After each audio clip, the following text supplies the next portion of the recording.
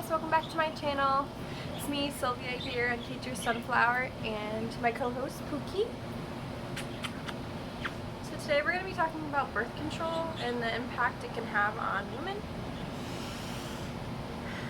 So I'm going to be doing open discussions every week, hopefully, to really just talk about the different discussions and overall interesting topics that might be helpful for you all and helpful for me to open up and express, to be able to maybe get over a topic that is something that is a little bit more triggering in a sense. So, birth control, what is it?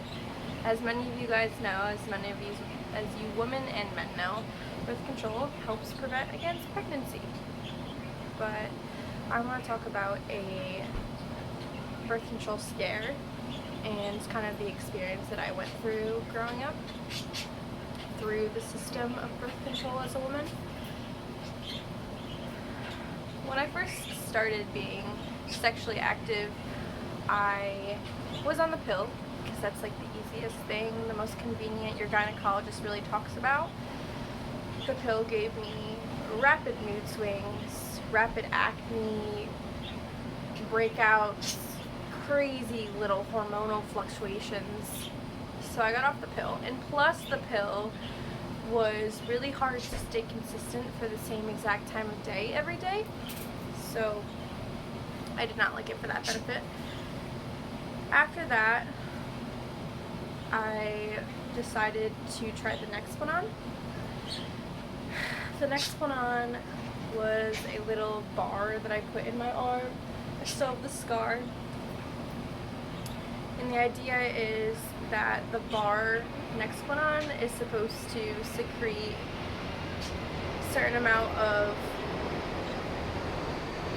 hormones, whatever it may be, to stop the process of pregnancy, to be able to keep you in a infertile kind of standing, I guess.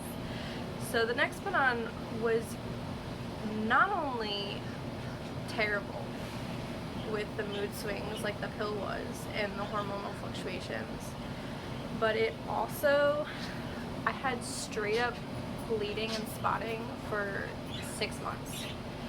And usually the Nexplanon, they have you kind of check in after the first couple months of implant, and they're just like, how you doing, how's it going? And I guess the first month, it's like a pretty common side effect. But the fact that it was for 6 months, I went to my gyno and I was like, take this out of me. Like, I want it gone. No more Nexplanon. That was terrible. Going to college, going to school, and having to deal with, using feminine products every single day for 6 months, it was miserable. So already 2 gone. Pill gone, Nexplanon gone. The next one I tried was the IUD.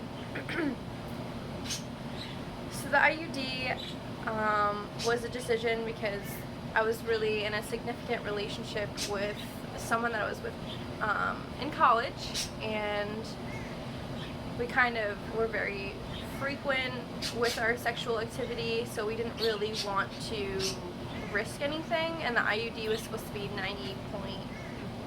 90.99% effective, and I got the Kyleena. So just warning,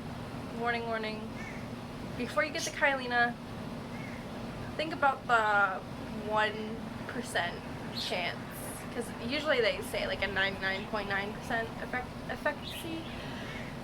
efficiency in the product. So this is my horror story with the IUD after I got through all the other ones. Basically, I was getting severe like cramps, just normal. I thought it was maybe just like my period coming, but no, like it wasn't going away. So I went to go see my gyno in college. schedule an appointment, and I was like, hey, like, I think I might have an ovarian cyst again, because I used to get those. And ovarian cysts, if you don't know, they're like your cells during your period. Sometimes they can clump into like a cyst form, just make like a bubble, and it can in your ovary, and it can be kind of in your ovary or in your fallopian tube or wherever in your feminine reproductive system. So I used to get those, and they used to be super painful. So she's like, well, yeah, you do. They did the ultrasound. They're like, yeah, you do have an ovarian cyst. I was like, oh, great. Like, this sucks. She's like, but there's something else. And I was like, what? And my boyfriend at the time was sitting in the room, and she's like, you're pregnant. And I'm literally getting chills right now. I was like, what? That's impossible. Like, I have the IUD. And she's like, yeah, I'm sorry. And I just remember bawling my eyes out. I was like, what do I do? Oh my God. And because of the intense pain I was in, and because of the situation with the ectopic pregnancy being located in the fertilization in my fallopian tube, I had to go in for emergency surgery. So that day, I went to Windham Hospital in Connecticut. I went in for emergency surgery, and I woke up, and I had a scar on my stomach, and I still have that today too, from where they were doing whatever they had to do to remove the fertilization so it wouldn't keep growing. Because the idea of why it's so dangerous is because if you let the baby keep growing as an ectopic pregnancy, because you only have the space of the ovary over the fallopian tube of where the baby's growing, because the IUD was taking hold of the uterus, it can keep growing and like destroy your body, because it's in such a small place that it can cause internal bleeding. It can cause a lot of problems. So I was like, yeah, let's get the surgery. So I got the surgery, and I just remember crying all the time, just being like, oh my God, like, women are kind of told so often, oh, go get birth control, don't get pregnant, blah, blah, blah, blah. But before you decide to really pick an option, make sure it's like what you feel like is best for your body. Because the ectopic pregnancy and the surgery in itself was trauma-inducing. I never got an IUD again. I got my IUD removed soon after the surgery. I was like, get this thing out of me. It's not helping. And then I just remember just crying all the time. Because, I mean, that wasn't supposed to happen.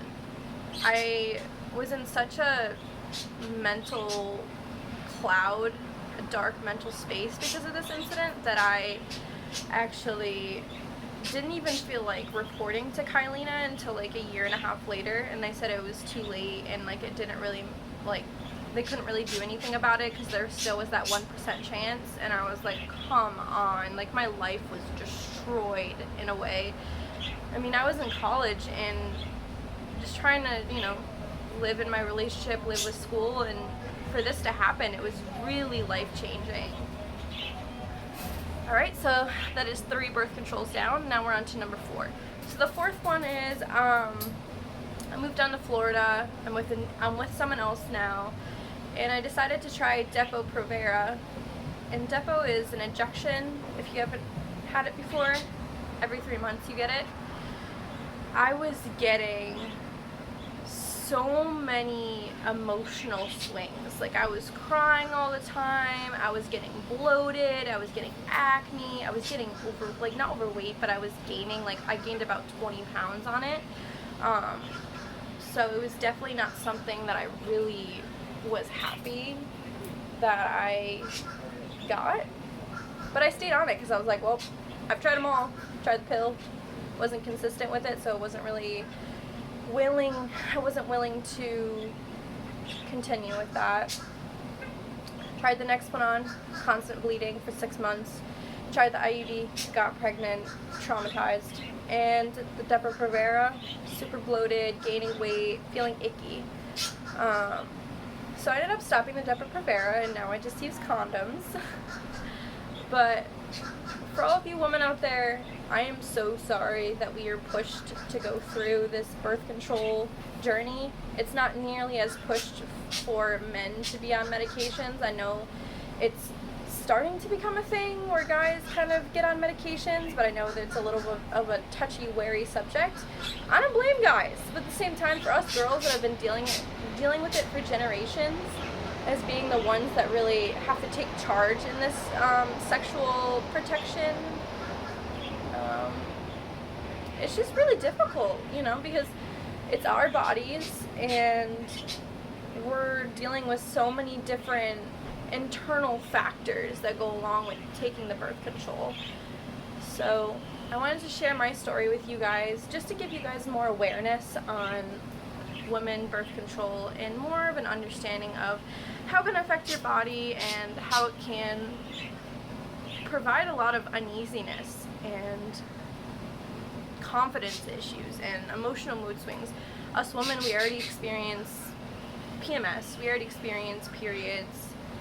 Having to deal with that every single day, that sucks. And birth control can have that side effect, making us feel out of sorts every single day.